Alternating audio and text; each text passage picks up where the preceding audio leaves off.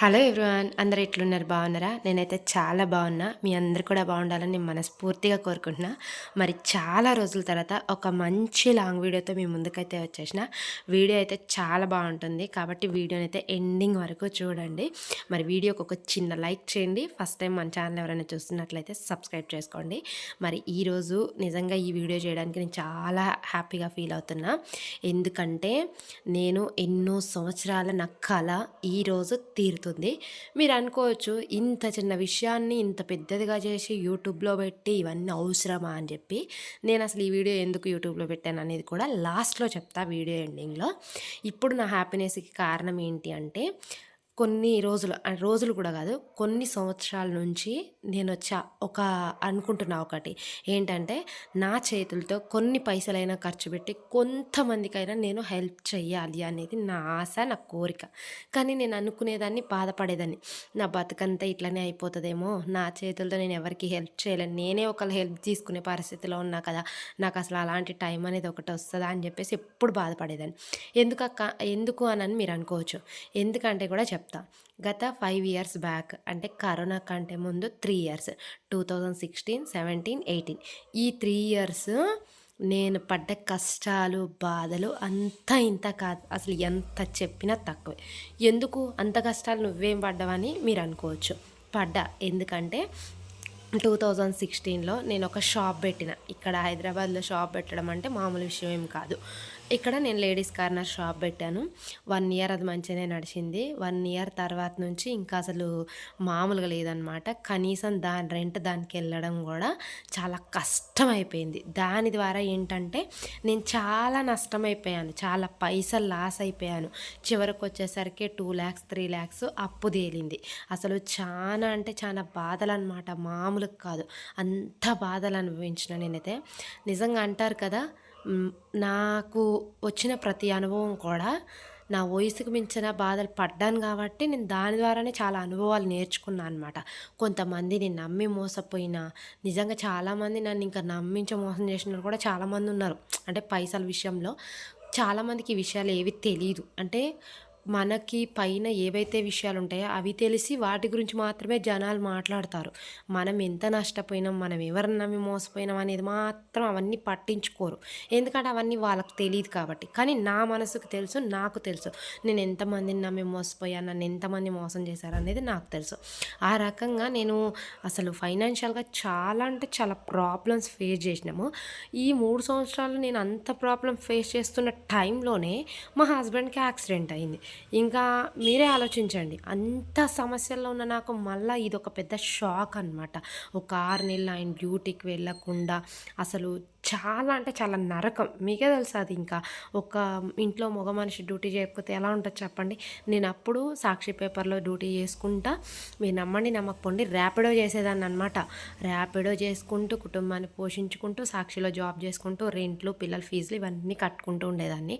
అంత కష్టాలు పడ్డా. ఈలోపు మళ్ళీ కరోనా వచ్చింది నా దరిద్రానికి. ఇక అసలు ఎట్లా అంటే నిజంగా నా నోటితో నేను చెప్పలేను. ఇక దారుణమైన పరిస్థితి అని చెప్పుకోవచ్చు. అలాంటి పరిస్థితుల్లో నుంచి ఈరోజు నేను బయటపడ్డా. అసలు ఎలాగంటే, నేను చాలా విషయాలు మీతో షేర్ చేస్తాను, ఈ ఒక్క వీడియోలో కాదు. చాలా వీడియోస్ ఇక ముందు నేను రెగ్యులర్గా వీడియోస్ పెడదాం అనుకుంటున్నా. వాటన్నిటిలో నేను ఈ విషయాలన్నీ మీతో షేర్ చేస్తాను. అయితే నేను ఇప్పుడు ఎలా ఉన్నానంటే, ఇప్పుడు ప్రజెంట్ సిచ్యువేషన్లో నేను ఎలా ఉన్నానంటే, నాకు ఏ సమస్యలు లేవు, ఏ అప్పులు లేవు, ఏ బాధలు లేవు. హ్యాపీగా ఫైనాన్షియల్గా అన్ని రకాలుగా కూడా నేను మంచిగా సెట్ అయినా. ఎందుకు సెట్ అయ్యానంటే, ఊరికనే నాకేం వచ్చేయలేదండి. చాలా కష్టపడ్డా దీనికోసం. నా కష్టాన్ని చూసిన దేవుడు నాకు ఒక మంచి ఉద్యోగాన్ని కూడా ఇచ్చిండు. ఆ ఉద్యోగం నాకు రావడం ద్వారా అన్ని సమస్యలు పోయి హ్యాపీగా ఉన్నా అనమాట. అందుకనే నేను హ్యాపీగా ఉన్నాను కదా, మరి నా దగ్గర పైసలు ఉన్నాయి కదా, ఉన్నప్పుడు మరి వేరే వాళ్ళకి హెల్ప్ చేయాలి కదా. ఒకప్పుడు నేను లేక ఎంత ఇబ్బంది పడ్డా, నాలాంటి వాళ్ళు మస్తు మంది ఉంటారు. కానీ అలాంటి వాళ్ళందరికీ హెల్ప్ చేయాలంటే నా పరిస్థితి అంటే మంచిగా ఉన్నానని చెప్పేసి నా అకౌంట్లో 5 లక్షలు ఉన్నాయని కాదు. కాకపోతే అప్పుడున్న సిచ్యువేషన్స్తో పోల్చుకుంటే ఇప్పుడు 90% బెటర్. అప్పుడు అప్పులున్నాయి, ఇప్పుడు అప్పులు లేవు. అప్పుడు రూ. 10 ఖర్చు పెట్టాలంటే 10 సార్లు ఆలోచించేదాన్ని. ఇప్పుడు ఒక రూ. 100 ఖర్చు పెట్టాలన్నా పెద్దగా ఆలోచించే అవసరం లేదు. ఎందుకంటే సంపాదించుకుంటున్నాను, సంపాదన వస్తుంది, నేను ఉద్యోగం చేస్తున్నాను, అంత మంచిగుంది కాబట్టి. ఈరోజు నా దగ్గర డబ్బులున్నాయి కదా, మరెందుకు నేను అనవసరంగా ఖర్చు పెట్టి వేస్ట్ చేయాలి? అందుకనే హెల్ప్ చేద్దామని డిసైడ్ అయిపోయినా. అయితే ఇది నేను సడన్‌గా ప్లాన్ చేసుకున్నాను అనమాట. మామూలుగా అదే ఒక ముందు నుంచి అనుకుంటే నా ప్లానింగ్ వేరే ఉంది. ఇప్పుడు సడన్‌గా ప్లాన్ చేసుకున్నా కూడా ఈరోజు నేను ఆ హెల్ప్ చేయడానికి ఏమేం చేశానంటే బగారా చేశానండి. మీరు అనుకోవచ్చు ఇంత కొద్దిగా చేసి అంత అవసరమా అని చెప్పేసి. ఈరోజు ఇది కొద్దిగే కావచ్చండి. కానీ రాను రాను ఇంకా పెద్దగా కావచ్చు కదా! ఈరోజు నేను నాకున్న దాంట్లో చేస్తున్నాను. రేపు నాకు ఇంకా ఎక్కువ వచ్చినప్పుడు ఇంకా ఎక్కువ మందికి ఇంకా ఎక్కువ చేయగలుగుతానేమో చెప్పలేను. ఇప్పుడు ప్రెజెంట్ అయితే నేను కొంచెం హెల్త్ బాలేదు. ఒక 20 మెంబర్స్ వరకు నేను ఫుడ్ అనేది డొనేట్ చేస్తున్నా. వాళ్ళ కోసమే నేనైతే దాదాపు ఒక 5 కేజీస్, 4 కేజీస్ వరకు రైస్ అయితే వండానండి. బగారా చేశాను. ఒక 4 కేజీలు చికెన్ వండాను. అలాగే సాంబారు, కొంచెం పెరుగు కూడా చేసేసి ఇక మొత్తం అయితే ప్యాకింగ్ చేసేసాము. ఒక ఇస్తర, అలాగే వాటర్ బాటిల్స్ ఇక్కడంతా మేము పిల్లలు, నేను, మా హస్బెండ్ అందరం కలిసి ప్యాకింగ్ చేసాము. ఇక్కడ వాటర్ బాటిల్స్ అయితే తీసుకుంటున్నాం. మరి అన్నీ రెడీ చేసాము. ఇచ్చామో లేదో మీకు కూడా తెలియాలి కదా!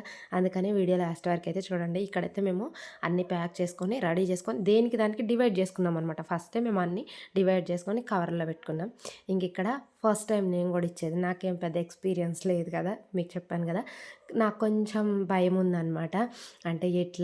ఎట్లా రిసీవ్ చేసుకుంటారో అవతల పర్సన్ మనం వెళ్ళి ఫుడ్ ఇస్తే అన్నట్టు కొంచెం చిన్న టెన్షన్ ఉంది ఎక్కడో. అంటే ఎవరికి ఇవ్వాలి అసలు? ఒకవేళ ఎవరికి పడితే వాళ్ళకి ఇస్తే అది బాగుండదు కదా.